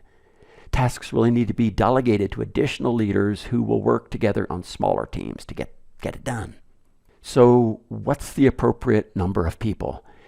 FEMA says 3 to 7, and that's a reasonable starting point. But we say it depends. It depends on if they're doing similar tasks versus different tasks. It depends on whether the tasks are routine for the people who are doing them or if they're complex. And it depends on how easy it is to communicate with them, to supervise them. If people are doing routine, similar tasks, and it's easy to communicate with them, like we're all in the same area, one person can supervise a large group of people.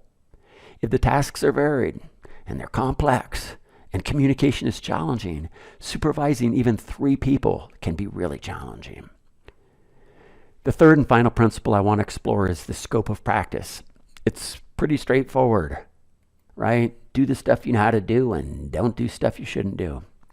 Knowing what you're qualified to do is usually pretty easy. For ski patrollers, that includes tasks like pre-hospital patient care and skiing with a toboggan. And knowing what you're clearly not qualified to do is usually pretty obvious too, right? Like most of us should not be piloting a helicopter. But the more challenging considerations lie somewhere in between these extremes. It might be tasks that you've been exposed to, but where you aren't fully proficient. Those are the areas we really need to pay attention to. Those are the 3 key principles of the incident command system, right? Chain of command means you get assignments from one supervisor, you do your job, you get it done. Span of control means you should limit the number of people and the amount of information that gets bottlenecked with any one person. And scope of practice means you should only do what you're qualified to do. Let's start by looking at what a rescue team leader does. Yeah, they obviously make assignments and track their completion, sure. And the assignments need to be clear. People need to know what they're supposed to do. And the person receiving the assignment needs to know that they should report back to the supervisor. These two things, assigning clear assignments and having people know that they need to report back to you, they're necessary to create the links that make this chain of command. Another key responsibility of a rescue leader is to see the big picture, to think one step ahead, to consider like what's going to happen next. A good leader anticipates what will need to be done. It's easy to see what's happening right now, like we're putting on oxygen, we're packaging the patient, but someone needs to step back and think about what's next. Maybe that means considering whether you should lower a patient over a cliff or do a long carry-out. Maybe it means considering how the weather will affect an air ambulance, or how you're going to hydrate the rescuers, or the changing avalanche hazard, or a myriad of other considerations that somebody needs to be considering.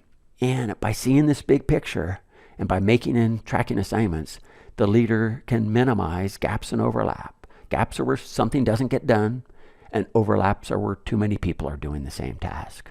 A leader's ability to see the big picture leads to this concept of need to know. Because no one needs to know or should know everything during a mission. Well, except in a really small and routine mission. If you're in a supervisory role, let your people do their job. The leader doesn't need to know the oxygen flow rate or that a strap is broken on the litter or how rescuers plan to build an anchor.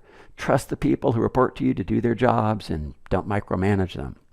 And if you've been given an assignment, do your job and let your supervisor do hers.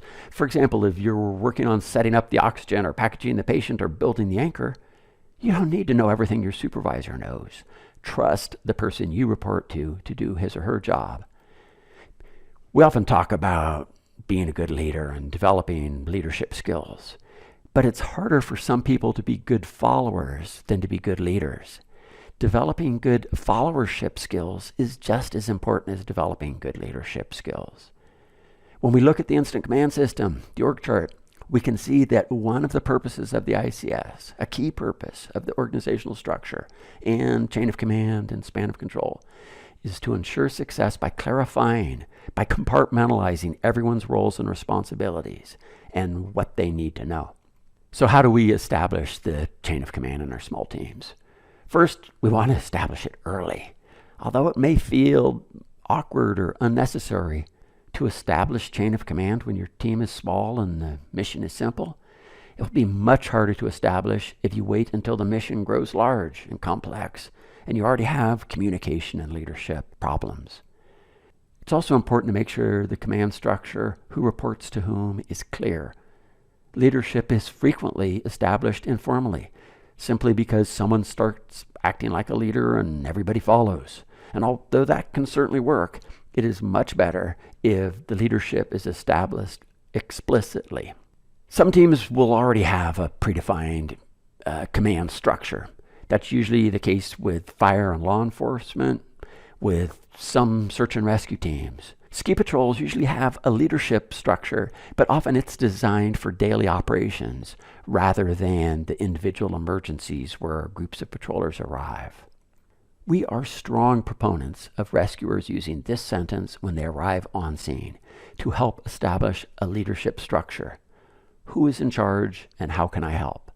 By saying this, first, you are reminding everyone of the importance of having a leadership structure.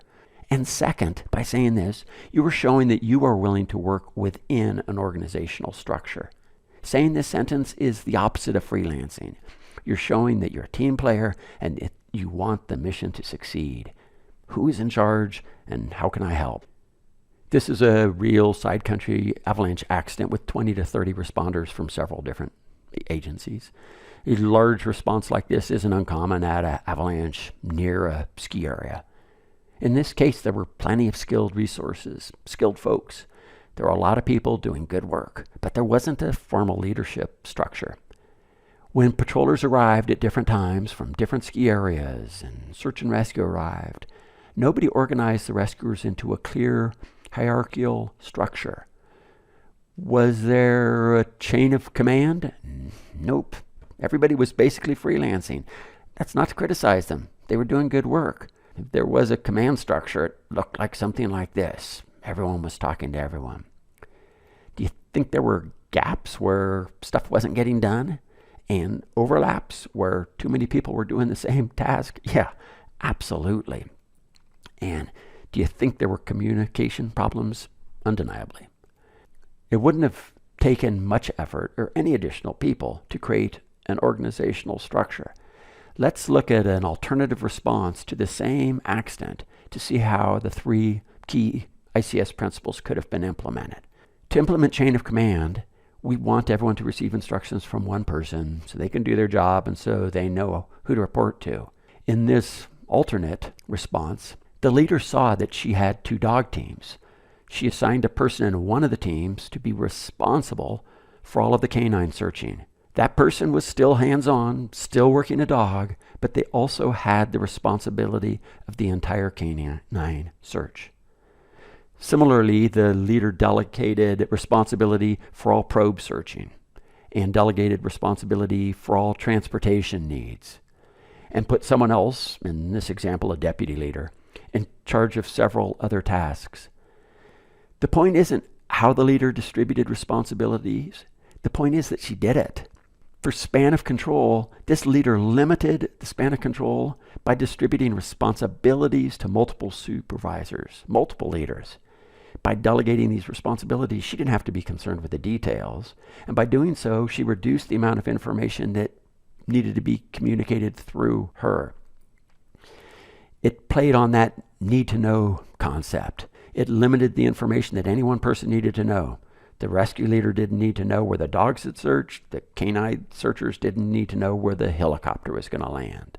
Each leader within this organizational structure had responsibility for the chain of command and the span of control within their assigned area.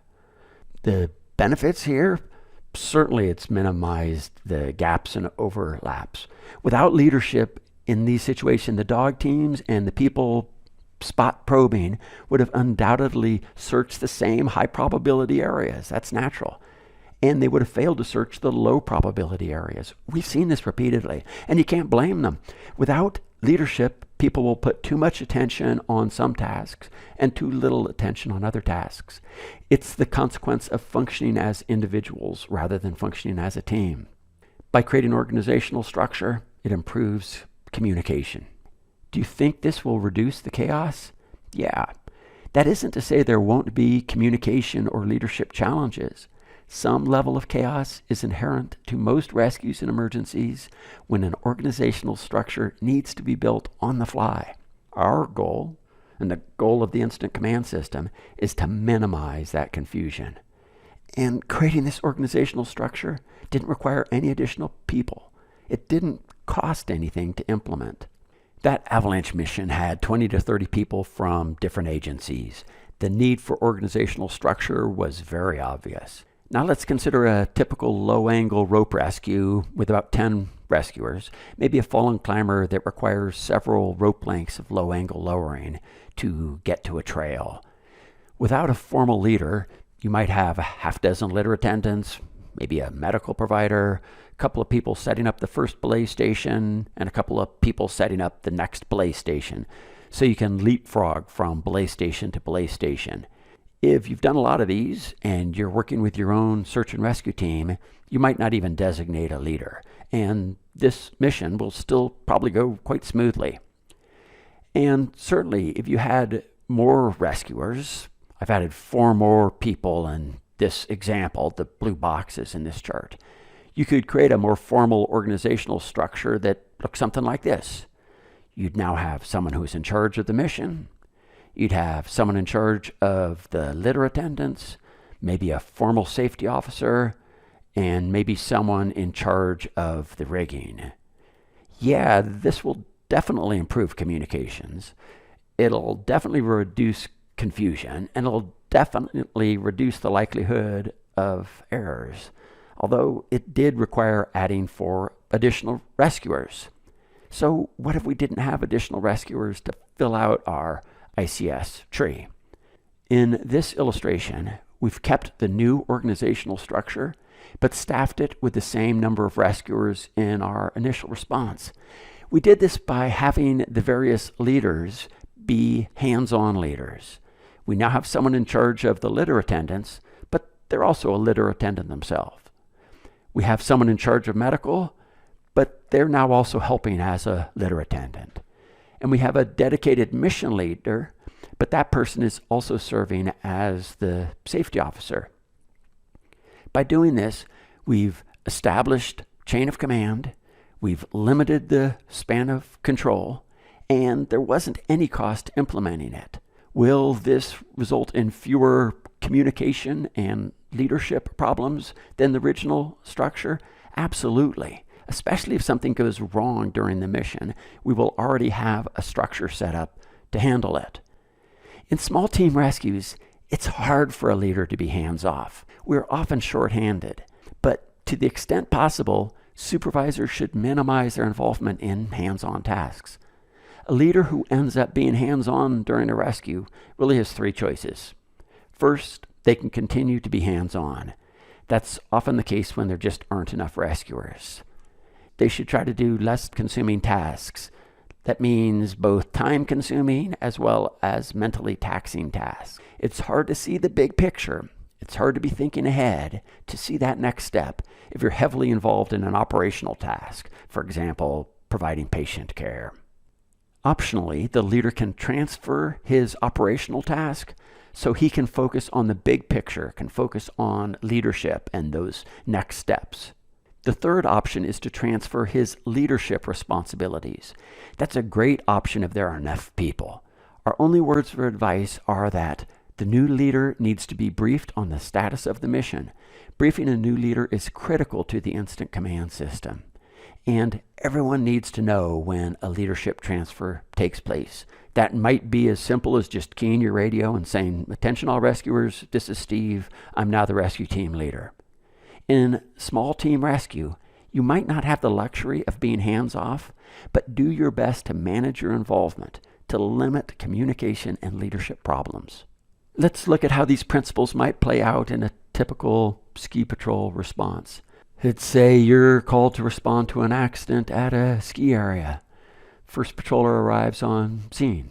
What should she do? Yeah, do a scene size up. Gain that situational awareness. Get the big picture before making patient contact. And after getting that macro view, she would begin her patient assessment. When the second patroller arrives on scene, what should he do? He might ask, "Do you want to be leader?" It's likely the first patroller's response would be, "No, I've already made patient contact. Why don't you take it?" Great. They've established leadership even though there are only 2 people on scene. The leader might then clarify, "Okay, I'm the team leader. You're in charge of medical." Yeah, he's stating the obvious, but by doing so, they're reaffirming their roles. As additional patrollers arrive on scene, they might ask this question: "Who's in charge and how can I help?" Assignments can be made, responsibilities delegated. Delegating responsibilities will reduce the information that the leader needs to keep track of. It will reduce the likelihood that the leader becomes a communication bottleneck.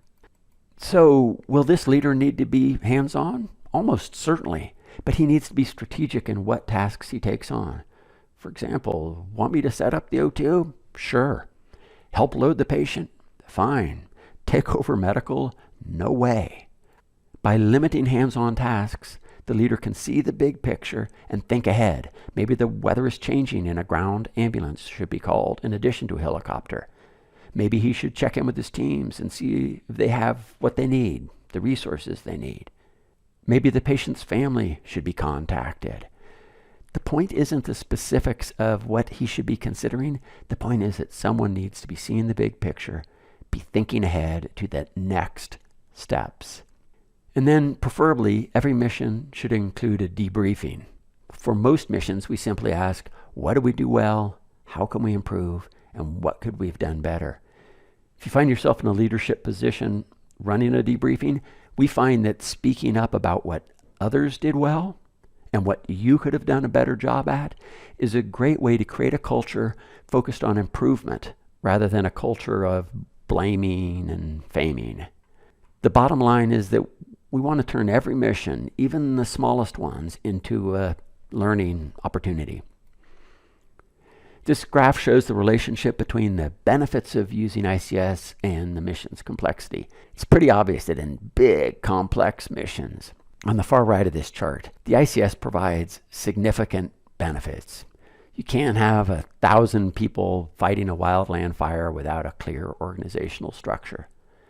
But we think most rescuers underestimate the benefit of using the ICS principles in their smaller missions, and there isn't a cost to implement them.